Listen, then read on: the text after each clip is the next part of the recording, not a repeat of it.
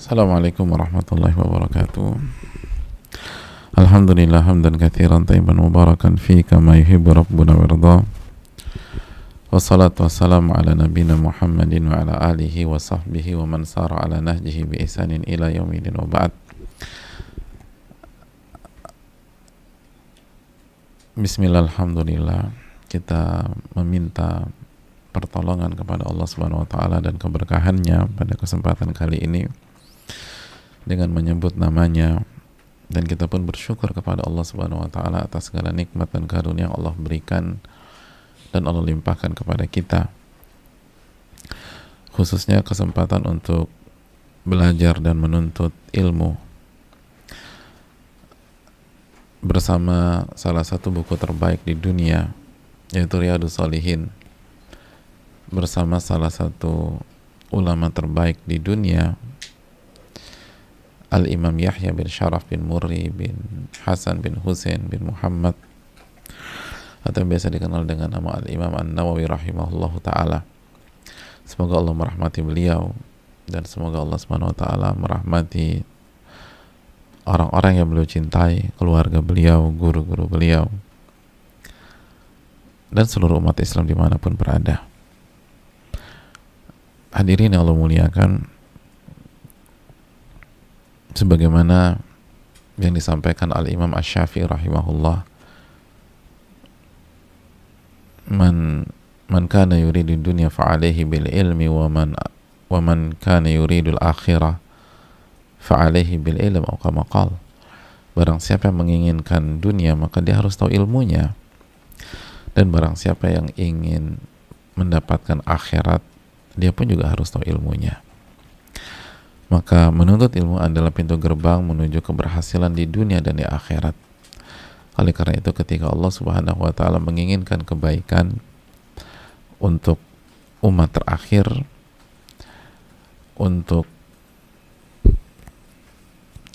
Nabi terakhirnya bersama umatnya, Nabi SAW diberikan pembuka oleh Allah Subhanahu wa taala sebuah ayat, Iqra bismi rabbikal ladzi khalaq. Bacalah dengan menyebut nama Rabbmu yang telah menciptakanmu.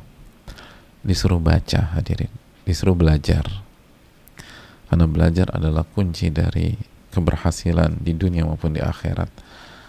Maka bersyukurlah kita ketika kita masih diberikan kesempatan untuk menuntut ilmu yang bersumber dari Al-Quranul Karim dan Sunnah Nabi SAW yang sahihah. Hadirin Allah muliakan, selanjutnya salawat beriring salam semoga senantiasa tercurahkan kepada junjungan kita Nabi kita Muhammadin sallallahu alaihi wasallam beserta para keluarga, para sahabat, dan orang-orang yang istiqomah berjalan di bawah naungan sunnah beliau sampai hari kiamat kelak. Hadirin, masih bersama bab muraqabah, masih bersama nasihat Nabi SAW kepada Abdullah bin Abbas. Nasihat yang begitu luar biasa dan sangat mengagumkan. Pesan-pesan yang begitu kuat ini beliau sampaikan ke seorang anak kecil, dan ini menunjukkan bagaimana konsep Nabi SAW mendidik umatnya, yang ternyata menjadi PR kita dalam hidup kita selama ini. Oleh karena itu, setiap kita harus merenungkan hadis ini, karena hadis ini benar-benar menanamkan pondasi keimanan yang sangat kuat di dalam diri seorang hamba.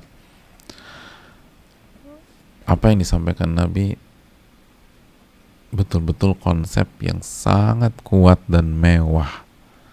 Jika kita bisa terapkan, maka kita akan bahagia di dunia dan di akhirat.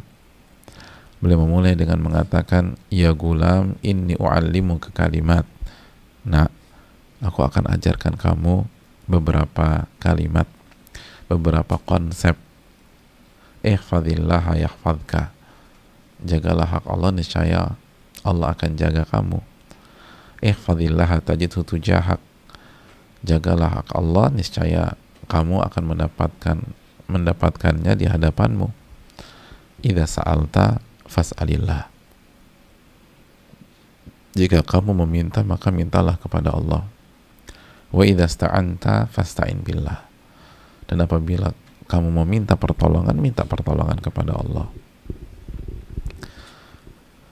Lalu Nabi SAW menyampaikan sebuah konsep yang sangat penting dalam kehidupan kita. Dan sebagian ulama ketika menjelaskan hadis ini seperti Al-Imam Ibnu Rajab Al-Hanbali, beliau mengatakan bahwa inilah inti dari hadis ini, atau seluruh pesan Nabi SAW ini, core-nya tuh ini, intinya tuh ini. Kenapa Nabi SAW meminta Abdullah bin Abbas dan kita semua untuk menjaga hak Allah sehingga Allah menjaga kita, lalu meminta kita untuk berdoa hanya kepadanya, meminta pertolongan hanya kepadanya? Nah, jawabannya ada di penggalan ini. Wa'lam annal ummata law ijtama'at ala an yanfa'uka bi syai' lam yanfa'uka illa bi syai'in qad kataballahu lak. Ketahuilah nak, ketahuilah, apabila seluruh umat bersepakat, berkoalisi, bersekutu untuk memberikan manfaat kepada dirimu, maka mereka tidak akan berhasil, mereka tidak akan bisa memberikan manfaat kepadamu melainkan dengan sesuatu yang telah dituliskan oleh Allah untuk dirimu. Dan seandainya mereka bersepakat untuk menimpakan mudarat kepadamu, ala an yadurruka bisyai', untuk memberikan atau menimpakan mudarat, keburukan kepadamu, menjegalmu, menjatuhkanmu,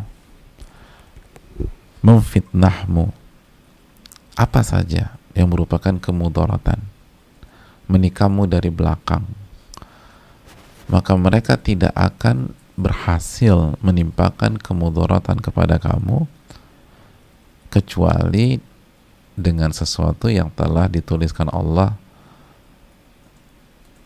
bahwa hal itu akan menimpamu. Rufi'atil aqlam wa jaffatis suhuf, pena catatan takdir telah diangkat dan lembaran catatan takdirmu telah kering.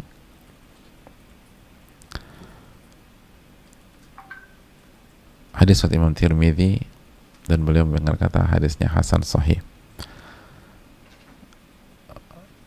Ini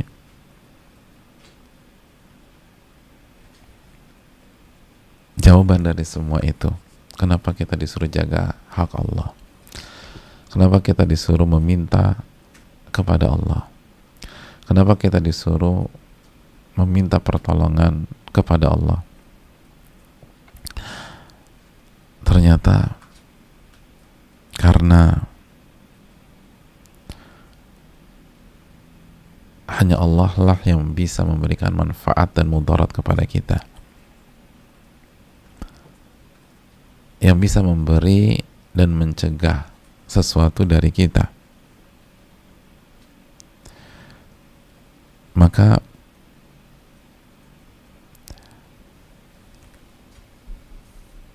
kalau demikian, maka yang harus kita lakukan sebagai orang yang memiliki akal sehat adalah menjaga haknya Subhanahu wa ta'ala, adalah menunaikan atau menjaga perintah dan larangannya. Dan kalau minta sama Allah. Kalau butuh pertolongan, minta pertolonganlah kepada Allah Subhanahu wa ta'ala. Dan kita harus prioritaskan dan nomor satukan Allah Subhanahu wa ta'ala di atas semua makhluk, di atas semua makhluk.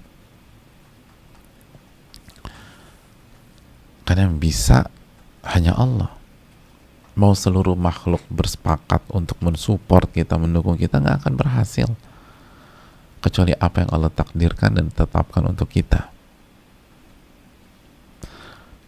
Dan apabila seluruh manusia nggak suka sama kita dan ingin menjegal kita, nggak akan berhasil kecuali apa yang Allah tuliskan di buku catatan kita tentang apa yang akan menimpa kita. Hadirin yang Allah muliakan.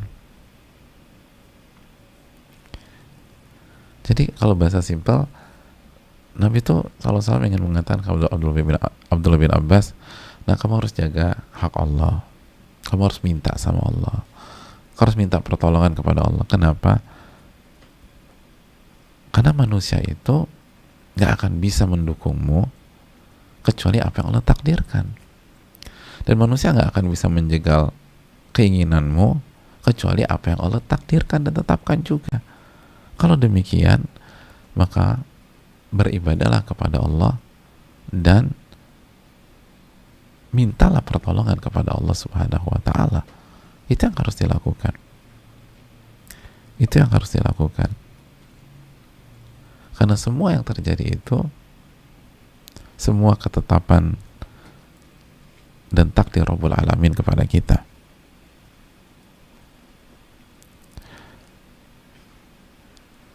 Ma yusibu al-abda mimma yadurruhu aw yanfa'u fi dunya kulluhu muqaddarun alaih.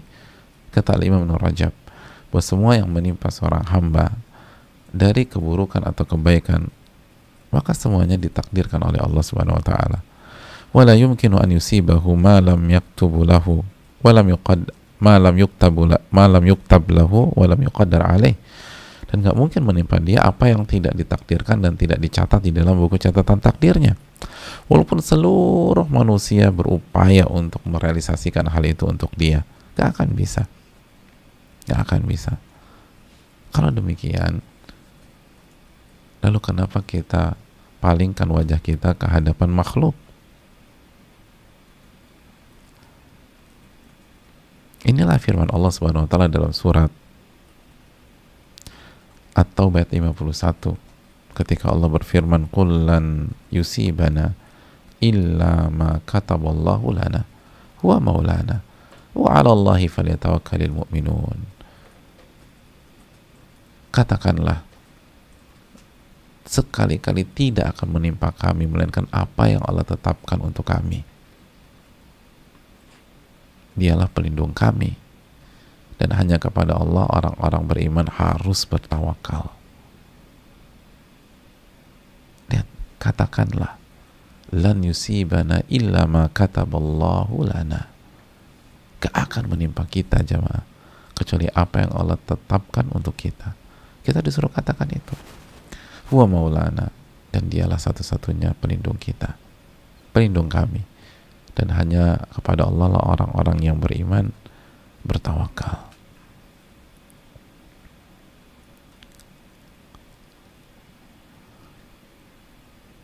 Hadirin yang Allah muliakan,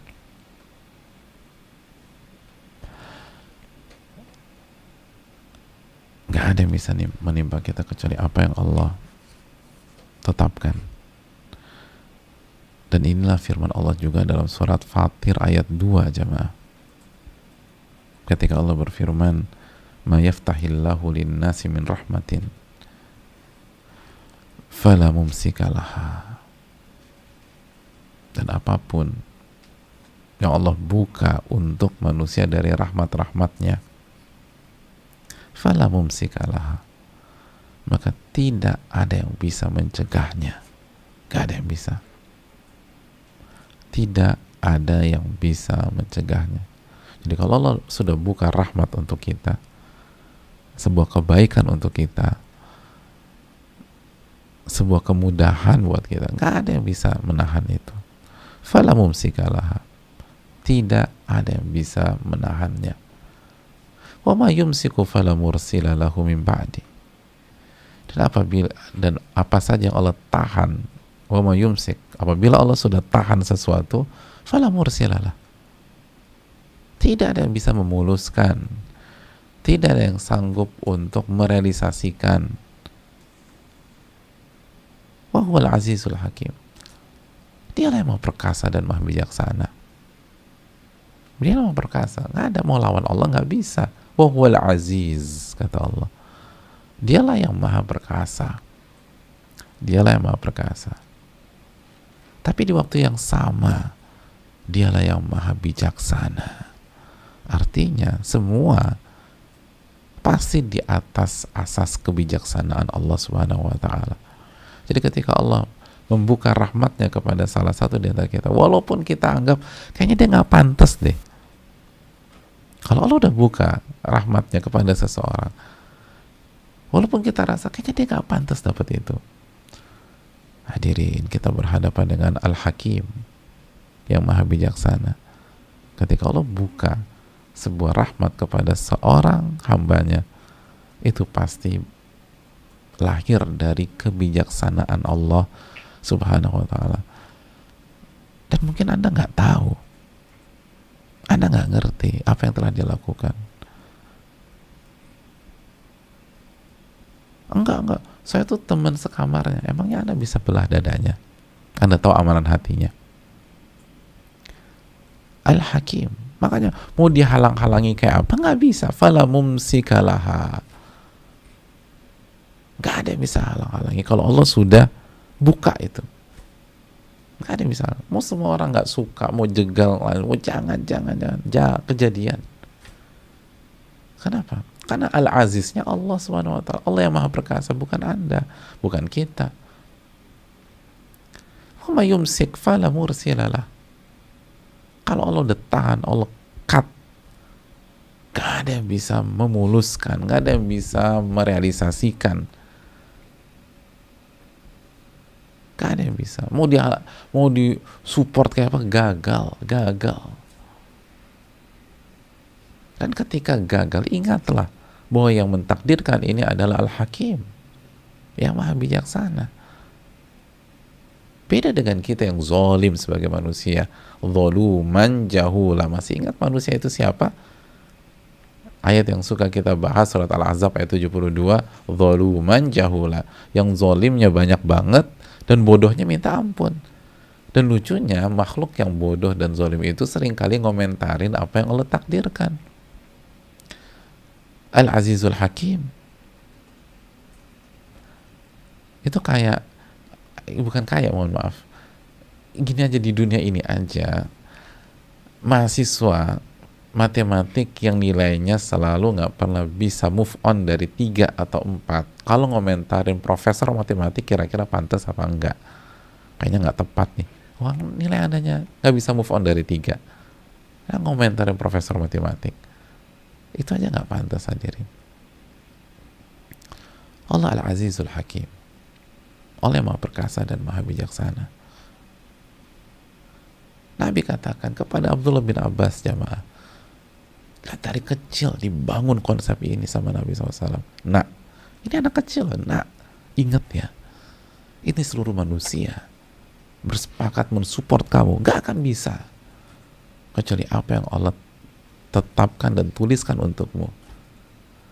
Dan nak, seluruh manusia ingin menjegalmu, ingin memudarat kamu, tidak akan bisa kecuali apa yang Allah tetapkan dan tuliskan untukmu. Hadirin, bayangkan gimana tidak hebat Abdullah bin Abbas setelah taufik dari Allah Subhanahu wa taala ketika beliau dewasa. Wong dari kecil begini konsepnya. Dari kecil ini pondasinya. Ini pondasinya.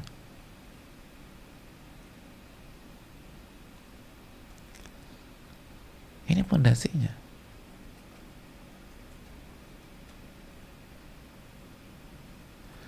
Beda sama kita. Kita dari kecil udah nyalain makhluk dan membangun pondasi, mengarahkan anak-anak kita ke makhluk. Anak kita jatuh, siapa yang nakal? Oh, kursinya nakal, dipukul kursinya. Ya Allah, itu nggak mendidik banget, masa kursinya dipukul?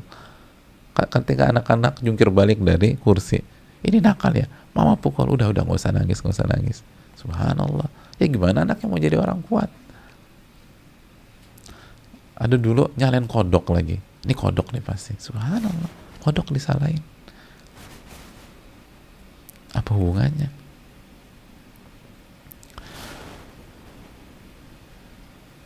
Ini pasti kakak yang salah karena yang paling kecil nangis, kakaknya yang sok-sok ini, ayo kakak. Ya akhirnya anak tuh merasa dirinya dan nafsunya. Ya wajar nanti ketika besar susah diatur.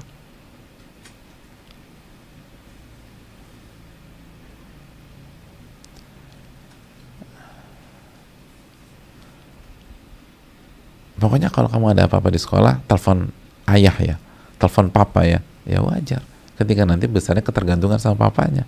Wong dari kecil dari begitu. Pokoknya ada apa-apa, kamu tahu kan, telepon papa. Iya.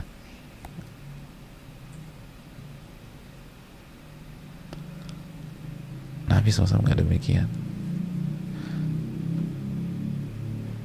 Dan kita lihat jemaah sekalian, ini dialog antara siapa dan siapa. Ini dialog antara seorang Nabi SAW sekaligus sepupu dengan sepupu ciliknya. Beda umurnya jauh banget, tapi sepupuan. Sekali lagi, seorang Nabi SAW yang punya semuanya, dalam tanda kutip, artinya punya kas negara pada saat itu, punya kekuasaan, punya pasukan, punya sahabat-sahabat yang siap membackup beliau, yang bukan hanya mensupport beliau tapi menyerahkan jiwa raganya untuk beliau, menyerahkan seluruh hartanya untuk beliau. Tinggal beliau kasih komando aja, itu semua akan kasih hartanya ke beliau, Abu Bakar dan lain-lain. Dan sudah terbukti ketika mereka hijrah, mereka tinggalkan semua untuk bersama Nabi SAW. Tapi tetap si kecil ini, Abdullah bin Abbas kecil, gak pernah dalam hadis ini diarahkan ke beliau.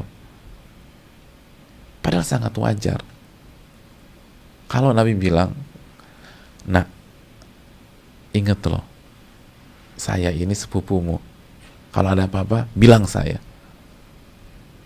Enggak. Padahal ini Nabi SAW, posisinya sebagai Nabi, sebagai Rasul, sebagai panglima perang, sebagai pemilik kunci Baitul Mal. Tapi nggak dikatakan, kalau kamu ada kesulitan apa, ada masalah apa, bilang sama saya ya. Ingat, kita ini keluarga, kita ini sepupuan, dan saya Nabi, ada apa-apa bilang saya. Enggak. Justru bilangnya, ingat nak, kalau minta sama Allah, minta pertolongan sama Allah. Dan manusia mau mensupport kamu kayak apapun gak akan bisa, kecuali apa yang Allah tuliskan dan takdirkan untuk kamu. Dan seluruh manusia jika ingin menjegalmu tidak akan bisa, gak akan bisa, kecuali apa yang Allah tuliskan dan tetapkan kepadamu. Oh subhanallah, beda sama kita ya. Nabi bukan, Rasul bukan, panglima perang bukan, gak punya pasukan, gak punya teman-teman setia, punya duit juga seberapa, bilang sama papa ya. Kok bilang sama papa? Ada apa-apa bilang sama mama. Emangnya mamanya apa? Sabuk hitam karate juga enggak, ahli muate juga enggak, dan 2 kukiwon juga enggak. Pokoknya bilang sama mama. Kalau ada apa-apa minta sama Allah. Nah itu harusnya minta sama Allah. Karena ingat, mau mama, mau papa, mau ayah, mau ibu, mau umi, mau abi, mau keluarga besar kamu mendukung kamu, nggak akan bisa, nak, kecuali apa yang Allah tetapkan dan Allah takdirkan untuk kamu. Itu yang harus dibangun, saudara diri. Itu yang harus dibangun semenjak kecil, dan ini yang harus dibangun setelah, pada saat kita hijrah. Pondasi ini, sehingga saat kita hijrah, lalu kita dapat ujian setelah hijrah. Kan orang yang hijrah pasti diuji sama Allah. Ahasiban nas an yutraku an yaqulu amanna wa hum la yuftanun. Ayat yang suka kita bawakan, Al-Ankabut ayat 2. Apakah manusia berpikir mereka akan dibiarkan begitu saja mengucapkan saya beriman, saya hijrah, saya udah bertobat, dan mereka nggak diuji sama Allah? Ayat ini sering kita sampaikan dalam bab kejujuran, dalam bab kesabaran, kita sampaikan ayat ini. Sungguh kami telah uji umat-umat sebelum. Falaya'lamannallahu alladhina sadaqu wa laya'lamannal kadhibin. Sehingga Allah lihat mana yang jujur dan mana yang berbohong ketika mengatakan saya beriman, ketika mengatakan saya hijrah, ketika mengatakan saya bertobat. Itu kan surat Al-Ankabut ayat 2 dan 3. Nah, agar bisa melewati ujian-ujian tersebut, ini konsep seperti ini yang harus menancap di dalam diri kita. Konsep ini nggak ada yang bisa kecuali Rabbul Alamin. Nggak ada yang bisa. Maka minta kepada Allah. Berharap kepada Allah Subhanahu wa taala.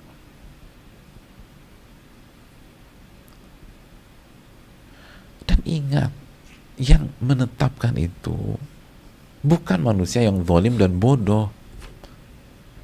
Beda sama manusia itu ketika mengatakan, pokoknya tenang aja, saya akan dukung kamu. Tenang aja bro, gue akan dukung lo. Dia sendiri nggak ngerti secara pasti apakah arah dukungannya itu benar-benar baik buat sahabatnya atau justru buruk untuk sahabatnya. Anggap aja tulus nih. Dan seringkali belum tentu tulus juga orang ngomong demikian ke kita. Tenang aja, saya akan dukung Anda. Belum tentu tulus loh. Bisa jadi pemain. Tapi anggap saja tulus. Dia sendiri nggak bisa memastikan arah dukungannya itu sebenarnya bermanfaat nggak ya untuk masa depan sahabat saya? Bermanfaat nggak ya untuk masa depan saudara saya ini? Bukankah ada banyak dukungan justru menghancurkan kita? Betapa banyak dukungan orang tua justru membuat anaknya manja di masa yang akan datang. Manja. Bukannya jadi kuat, bukannya jadi tough, bukannya jadi bermental baja, tapi justru membuat anaknya jadi lemah. Kenapa? Bukan karena di-cut sama orang tua, justru didukung terus sama orang tuanya. Akhirnya ketergantungan, akhirnya jadi manja. Beda dengan Rabbul Alamin. Tadi kita sudah bahas surat Fatir ayat 2. Kalau Allah buka itu pintu rahmat, nggak ada yang bisa meng-cut, nggak ada yang bisa menahan. Dan kalau Allah tahan, nggak ada yang bisa memuluskan. Dan yang membuka tutup ini adalah Al-Hakim, yang maha bijaksana, bukan zuluman jahula seperti kita. Al-Hakim. Jadi contoh ketika kita ba'da hijrah, lalu kita diseretkan secara ekonomi, apalagi pandemi begini, ingatlah yang menetapkan ini Al-Hakim. Al-Hakim. Ketika kita ada masalah, lo kayaknya sesek banget, ingat ayat ini, bahwa yang mentakdirkan ini semua adalah Al-Hakim, yang maha bijaksana. Tapi yang nyakitin saya fulan Ustadz, atau fulana Ustadz. Ingat hadis Nabi, hadis Abdullah bin Abbas. Nggak akan bisa kecuali apa yang Allah takdirkan. Nggak akan bisa. Jadi fokus kita jangan kepada si A yang menyakiti kita, si B yang menjatuhkan kita, si D yang memfitnah kita, si E yang menggibahi kita. Jangan fokus ke sana. Fokus kepada hadis Nabi SAW, kepada Abdullah bin Abbas. Illa an yadurruka illa ma kataballahu alaik, kecuali apa yang Allah tetapkan atasmu. Lah kalau gitu sih, ingat lagi surat Fatir ayat 2, Al-Hakim. Ini maha bijak. Mungkin di fase perjalanan ini pahitnya minta ampun. Tapi hidup kan bukan sampai di sini saja. Berikutnya, di alam barzakh, lalu di hari kiamat, kita akan merasakan manisnya takdir Allah jika kita sabar dan ridho kepada Rabbul Alamin.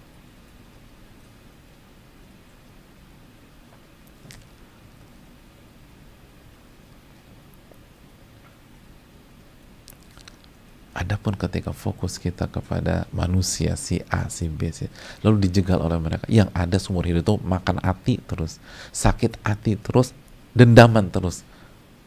Hidup cuma sekali jemaah, kita isi dengan dendam terus. Kenapa bisa demikian? Karena fondasi seperti ini nggak pernah kita tanamkan di dalam hati kita. Lihat Nabi SAW kepada Abdullah bin Abbas, ditanamkan.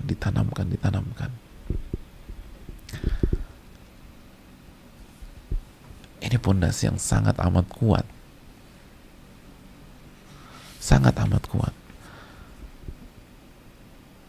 dan terbukti Abdullah bin Abbas menjadi sosok yang luar biasa. sosok yang alim.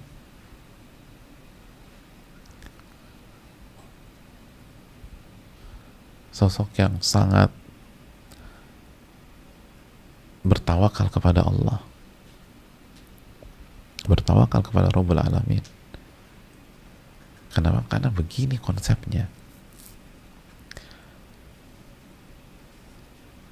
Yakin sama Rabbul Alamin.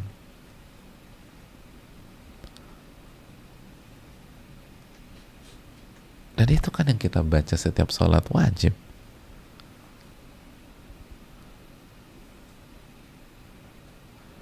Kan kata Allah, la mani'a lima a'tait wa la mu'tiya lima mana'ta wa la yanfa'u dzal jaddi minkal jadd. Itu kan yang kita baca setiap sholat.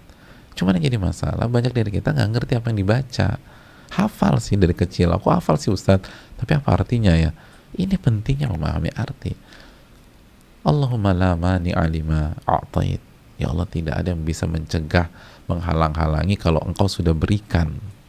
Gak ada yang bisa. Gak ada yang bisa halang. Kalau engkau sudah takdirkan berikan, gak ada yang bisa halang-halangi. Wala mu'tiya lima mana'ta. Dan gak ada yang bisa ngasih kalau engkau sudah cegah, kalau engkau sudah larang. Gak ada yang bisa. Wala yanfa'u dzal jaddi minkal jadd.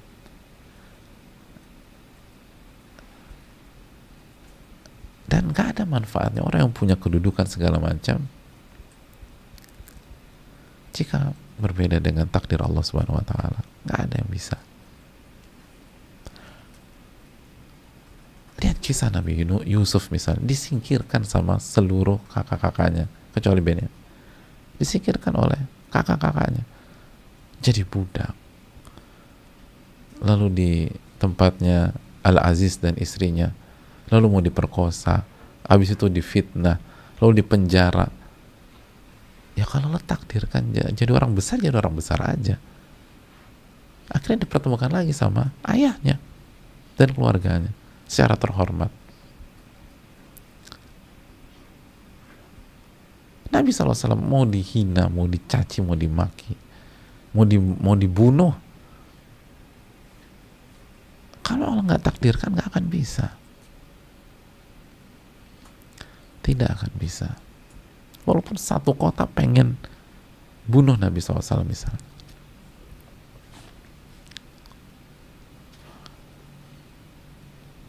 Oleh karena itu hadirin yang Allah muliakan, ma yaftahillahu linnasi min rahmatin fala mumsikalaha. Apa yang Allah buka kepada manusia dari rahmatnya, nggak ada yang bisa mencegahnya. Dan apa yang Allah cegah, nggak akan ada yang bisa memuluskan, mewujudkan, dan seterusnya.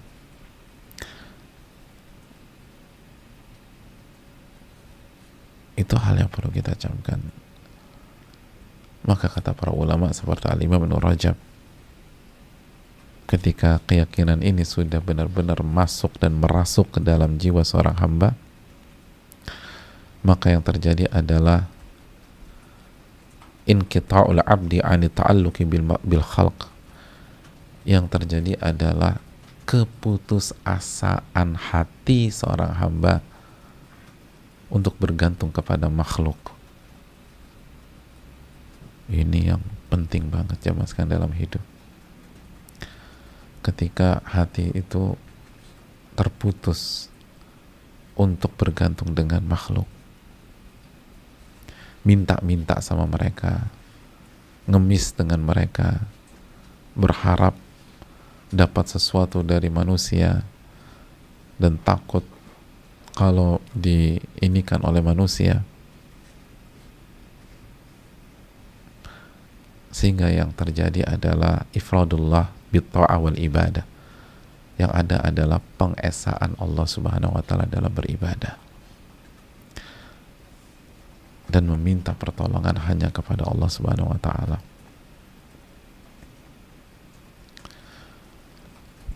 Dan betul hadirin, itu bukan berarti kita berlepas diri secara fisik, secara sosial dengan makhluk, enggak. Allah berfirman kok di awal surat Al-Maidah, wa ta'awanu 'alal birri wa taqwa wa la ta'awanu 'alal itsmi wal 'udwan. dan saling tolong menolonglah di atas ketakwaan dan kebaikan, serta jangan tolong menolong di atas dosa dan keburukan, atau dosa dan permusuhan, dosa dan permusuhan. Ya, manusia saling tolong menolong, tapi yang kita yakini adalah kulla hadza mimma kataballahu lil insan, itu telah ditetapkan oleh Allah. Fal fadlu lillahi fihi awalan azza wa jal, maka kita harus meyakini bahwa karunia pertama dan utama itu kepada Allah. Kenapa? Ini poinnya. Huwallazi sakhkhara laka man yanfa'uka wa yuhsinu ilaika wa yuzilu kurbataka. Karena Allah lah yang mengatur semua dan menciptakan, mengatur siapa di antara hamba-hambanya yang akan mendukung kamu, gitu loh, yang akan berbuat baik sama kamu dan yang akan menghilangkan kesulitan-kesulitan kamu. Begitu juga sebaliknya. Jadi Allah SWT yang ngatur itu semua, yang ngatur itu semua. Maka pasti ada interaksi dengan makhluk, tetapi kita harus yakin siapa yang ngatur ini semua, siapa yang menggerakkan hati dia. Itu seperti contoh kemarin tukang tahu, atau contoh Al-Imam Syaqiq Al-Balkhi dan seterusnya. Itu siapa yang gerakin? Siapa yang menggerakkan kalau bukan Rabbul Alamin? Siapa yang menggerakkan? Seringkali kita bantu orang gak ngerti kenapa kita bantu dia. Kenapa Anda kasih ke dia? Kenapa nggak dia? Nggak tahu sih. Hati saya cenderung kasih dia aja. Kan begitu hadirin. Itu siapa? Seringkali kita, misal kita ikut kajian seorang ustadz. Kenapa ustadz A? Kenapa nggak ustadz B? Padahal mungkin materinya hampir sama. Seringkali di awal-awal kita ditanya gitu nggak ngerti. Nggak tahu sih. Terus saya buka YouTube, yang saya ketemu ustadz itu. Itu siapa yang gerakan? Kita ketemu si A, ketemu si B, ketemu si C, akhirnya kita join bisnis bareng terus sukses. Itu yang menggerakkan kita ketemu si A itu siapa? Seringkali kita ketemu tidak kita sengaja, sekilas aja, ternyata cocok. Kita nggak sekian orang, saya mau ngincer si A. Kadang-kadang justru yang kita incar nggak dapet. Ternyata belagu lah orangnya, segala macam lah, nggak ketemu-temu lah. Yang kita nggak incar jadi dekat. Dan disitulah pertolongan Allah itu terjadi. Padahal itu banyak dalam kehidupan kita. Tinggal kita mau ambil ibrah apa tidak. Maka yang harus kita lakukan adalah sebagaimana yang tadi dijelaskan. Kalau ini benar-benar merasuk, hati kita akan putus asa untuk bertumpu kepada makhluk. Ingat, ini amalan hati. Bergantung dengan makhluk. Bergantung. Seorang istri akan putus asa untuk bergantung dengan suaminya. Walaupun, sekali lagi, maksudnya bukan berbuat buruk sama suaminya, kurang ajar sama suami. Enggak. Tapi hati gak ketergantungan dengan suami kita. Walaupun 100% nafkah kita ditanggung sama beliau. Sebagaimana seorang suami gak akan ketergantungan sama istri. Walaupun istrinya baiknya minta ampun, karena dia tahu bahwa yang memasukkan sifat baik ke dalam istrinya itu Allah Subhanahu wa Ta'ala. Bukan baik dengan sendirinya, enggak. Allah yang kasih sifat itu. Maka sebelum itu semua, kita harus bergantung sama Rabbul Alamin.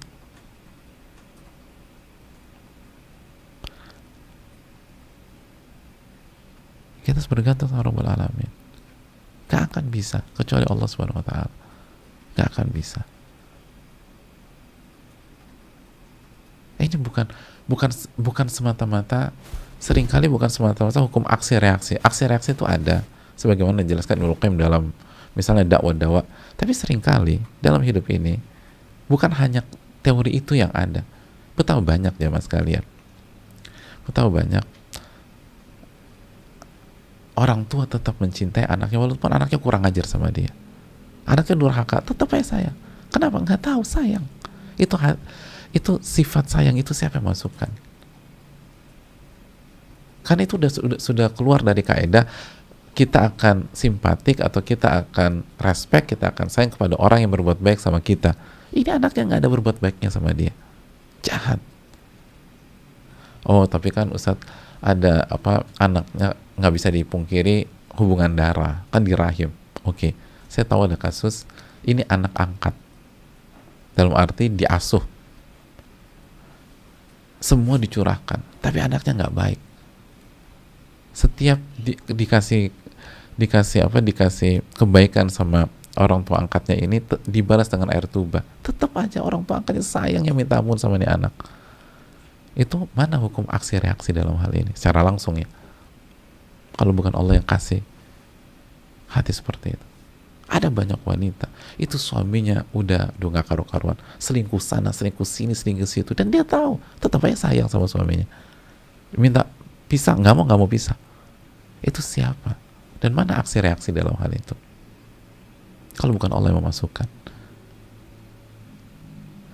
Oleh karena itu kembalikan kepada Rabbul Alamin yang memiliki semua ini. Minta pertolongan kepada Rabbul Alamin, minta taufik kepada Allah Jalla wa'ala, jaga hak Allah Subhanahu wa ta'ala. Ini akan membuat kita nyaman dalam hidup, bukan hanya sabar, nyaman dalam hidup sesulit apapun, dalam kondisi pandemi atau kondisi normal, dalam kondisi ekonomi bagus atau resesi. Karena kita tahu yang mentakdirkan ini semua Al-Hakim, dan mau diotak-atik gak akan bisa, tidak akan bisa. Lalu Nabi SAW menutup riwayat ini dengan ucapan sallallahu alaihi wasallam, rufi'atil aqlam wa jaffatis suhuf, pena atau tinta-tinta pena telah kering, pena telah terangkat dan tinta-tinta di lembaran telah kering.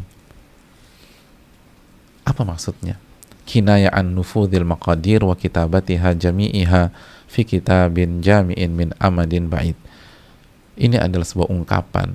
Jadi pena telah terangkat dan tinta di lembaran-lembaran catatan takdir telah kering. Ini adalah ungkapan bahwa takdir dan apa yang tercatat di dalam buku catatan takdir kita itu pasti terrealisasikan dan terwujud. Pasti terrealisasikan dan terwujud. Sebagaimana firman Allah Subhanahu wa taala dalam surat Al-Hadid ayat 22, "Ma asaba min musibatin fil ardi wala fi anfusikum illa fi kitabim min qabli an nabra'aha inna dzalika 'ala Allah yasir." Tidak ada satupun sesuatu yang menimpa di bumi dan tidak pula pada dirimu sendiri. Tidak ada sebuah kejadian dalam diri kita, apapun itu, illa fi kitab, kecuali telah tertulis dalam kitab Lauhil Mahfuz, dalam kitab catatan takdir kita, min qabli an nabra'aha, sebelum kami ciptakan kejadian itu. Inna dzalika 'ala Allah yasir, dan itu mudah sekali bagi Allah, gak ada sulit-sulitnya, sangat mudah. Oleh karena itu ini yang perlu kita camkan, ini yang perlu kita renungkan.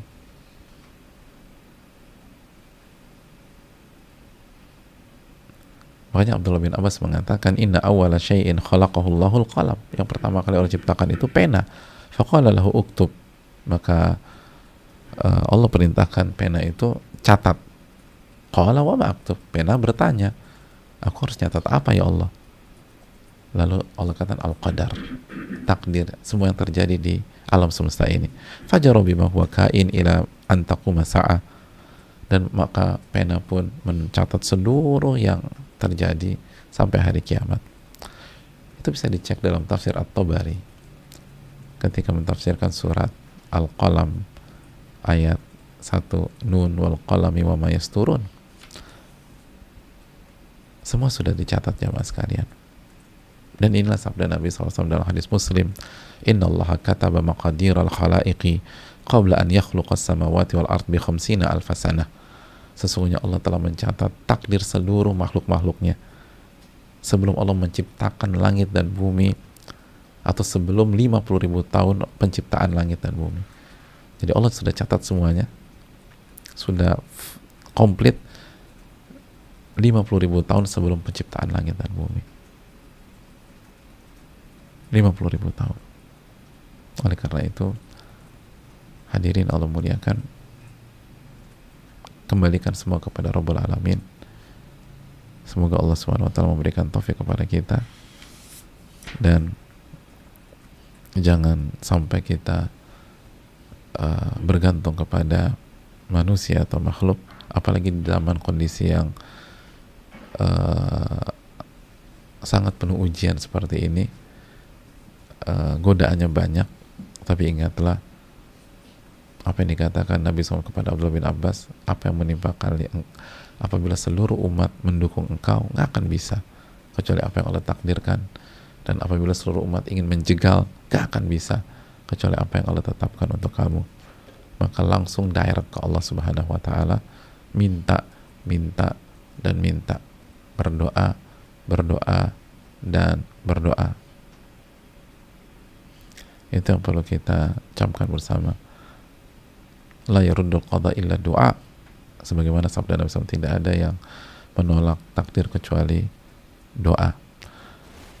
Kembalikan kepada Allah Subhanahu wa Ta'ala, dan semuanya berjalan sesuai dengan ketetapan Rabbul Alamin. Maka sebuah hal yang sia-sia jika kita gantungkan diri kita kepada manusia, dan ini adalah konsep yang sangat luar biasa dan harus kita perjuangkan. Dan belum tentu yang berbicara lebih baik daripada yang mendengar dan yang mencatat, tapi ini adalah amanat ilmu yang harus disampaikan, dan semoga kita diberikan taufik oleh Allah SWT untuk bisa menjalaninya atau memperjuangkannya, sehingga benar-benar kita hidup dalam iman dan akidah yang kokoh. Saya rasa cukup sampai di sini, dan kita akan lanjutkan di pertemuan yang akan datang, insyaallah taala. Semoga bermanfaat. Wassalamualaikum warahmatullahi wabarakatuh. Masih ada waktu sedikit, kita buka sesi tanya jawab. Barang siapa yang bertanya atau mengkoreksi jika saya ada kesalahan, saya berikan kesempatan. Wassalamualaikum warahmatullahi wabarakatuh.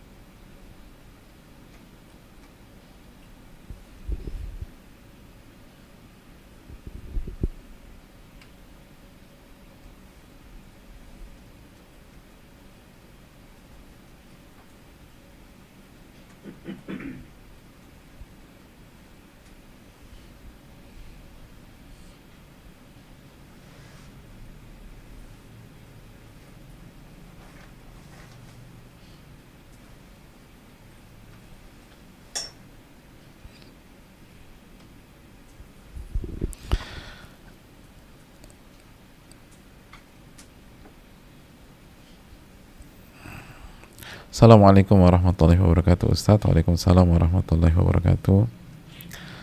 Semoga Ustadz bersama tim dan jamaah semua selalu diberkahi oleh Allah Subhanahu wa Ta'ala, berikut juga seluruh umat muslim di dunia, amin ya rabbal alamin.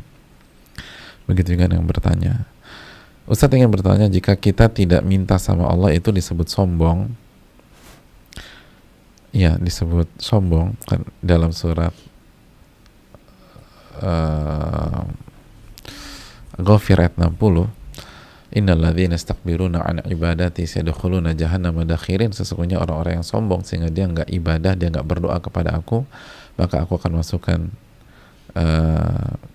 ke dalam api neraka jahanam dalam kondisi hina. Ustadz ingin bertanya, berarti kita tidak boleh nggak enak sama Allah ya? Nggak boleh nggak enak sama Allah, tergantung konotasinya nih. Maksudnya minta banyak-banyak gitu boleh nggak? Padahal kita merasa banyak dosa dan merasa nggak enak ke Allah kalau minta banyak-banyak. Mohon penjelasannya, terima kasih banyak Ustadz. Semoga kita semua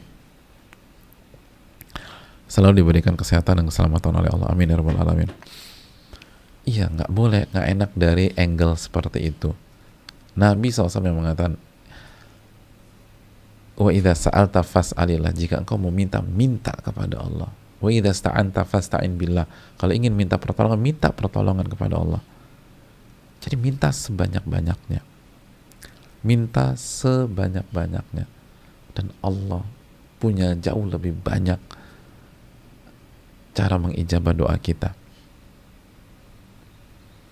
Dan kita tahu sebuah hadis Abu Sa'id Al-Khudri ketika Nabi SAW bersabda dalam hadis Imam Ahmad dalam Musnadnya, ya, ma min muslimin yad'u bi da'watin, tidaklah seorang muslim berdoa dengan sebuah doa laisa fiha itsmun wala qati'atu rahim, yang tidak ada unsur dosa dan memutuskan tali silaturahim, illa atallahu biha ihda thalath, kecuali Allah akan berikan dengan satu dari tiga opsi. Hadis ini sudah sempat kita bahas dulu, ya. Tidaklah seorang muslim berdoa dan dalam doanya tidak ada unsur dosa dan pemutusan silaturahim, kezaliman dan lain-lain, kecuali Allah akan kasih. Tapi cara Allah ngasih satu dari tiga opsi. Yang pertama, imma an yu'ajjila lahu da'watah. Yang pertama, Allah akan kasih doanya, dijabah doanya di dunia dan disegerakan. Lalu yang kedua, wa imma an yadakhira lahu fil akhirah. Yang kedua, an yadakhiraha lahu fil akhirah. Yang kedua, Allah mungkin nggak kasih di dunia, tapi Allah kasih di akhirat. Allah kasih di akhirat. Gitu. Ada orang minta rumah di Senopati, nggak dikasih Senopati, tapi Allah kasih istana di surga. Jadi dipikir nggak dikabulkan, tapi dikasih di surga. Dan di surga lebih bagus. Atau yang kedua, wa imma an yasrifa anhu minas su'i mithlaha. Atau Allah nggak kasih, tapi Allah palingkan keburukan yang seharusnya menimpa dia kalau dia nggak berdoa, yang senilai dengan nilai doanya tersebut. Jadi dikabulkan. Itu para sahabat ketika mendengar konsep ini, kan orang berpikir dikabulkan itu hanya satu opsi, ya, apa yang kita minta. Ternyata ada tiga opsi. Maka para sahabat mengatakan, idzan nukthir, kalau begitu kita banyak-banyak aja berdoa ya Rasulullah. Jadi kalau begitu konsepnya, kita perbanyak aja doa kita. Apa kata Nabi SAW? Allahu akthar, Allah lebih banyak lagi mengabulkan doa-doa kita. Jadi sebanyak apapun kita minta, Allah kasih pengabulan lebih banyak lagi. Jadi jangan pernah nggak enakan, justru kita akan dimarahin sama Allah. Man lam yas'alillah yaghdab alaih, kita sudah bahas hadisnya. Barang siapa yang nggak minta, barang siapa yang nggak berdoa, Allah murka sama dia, Allah marah sama dia. Jadi justru itu adalah bisikan-bisikan atau godaan-godaan agar kita dimurkai oleh Allah Subhanahu wa taala. Wallahu taala bisawab.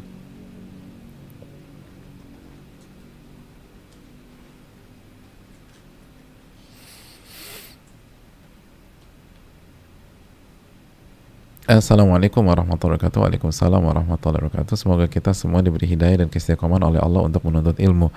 Mau tanya, prakteknya untuk tidak meminta pertolongan kepada manusia itu seperti apa? Terima kasih, jazakallahu khairan.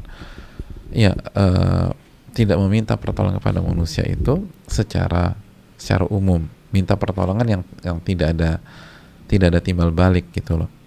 Tidak ada timbal balik. Jadi pure meminta pertolongan. Beda kalau mulai semenjak belajar Riyadhus Shalihin, Ustadz, aku nggak pernah minta tolong lagi sama bibi. Bibi itu bukan minta tolong, itu akad jasa, itu akad ijarah. Kita bayar dia gitu loh. Kalau nggak repot dong, maka nggak ada satupun direktur yang minta tolong sama sekretarisnya, lalu manajer nggak ada yang minta tolong sama stafnya, lalu OB nggak ada kerjaan di kantor dan seterusnya. Kenapa? Jangan minta tolong sama makhluk. Enggak, itu akad ijarah. Akad ijarah itu akad menjual jasa.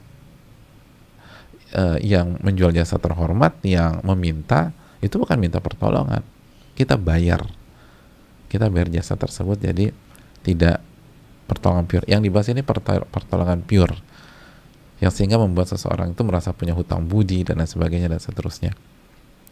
Nah, apa saja kan, makanya kan kita sudah bahas riwayatnya, sebagian para sahabat ketika berbaiat dengan Nabi untuk tidak meminta pertolongan seperti Abu Bakar dan lain-lain, itu sampai pelana atau tali kekang kudanya jatuh, dia nggak minta tolong sama yang lain, dia minta tolong sama mohon maaf, dia ambil sendiri. Jadi hal-hal kecil pun ambil sendiri, dia nggak minta tolong.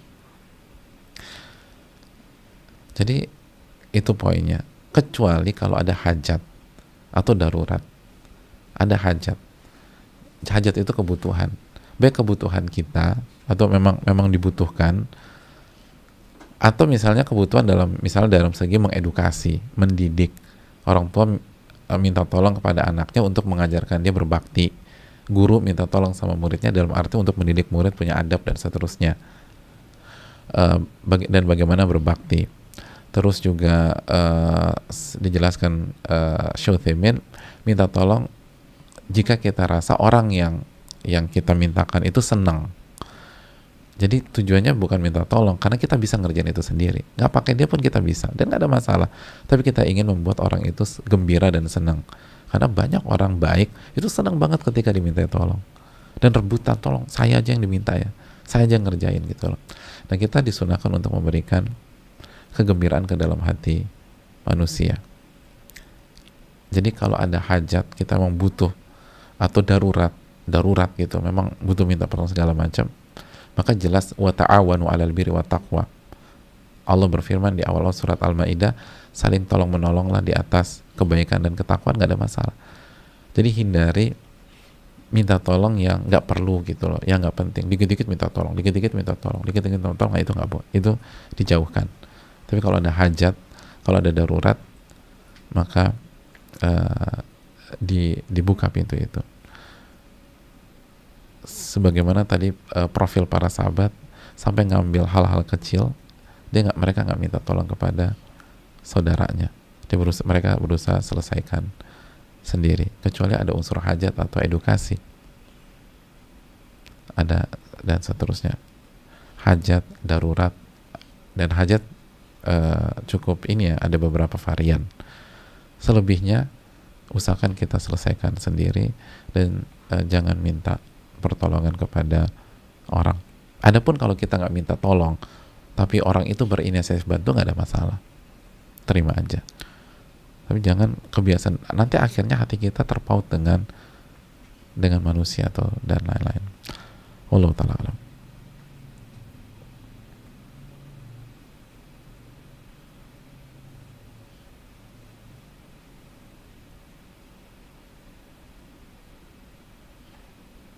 Ya, saya rasa cukup sampai di sini.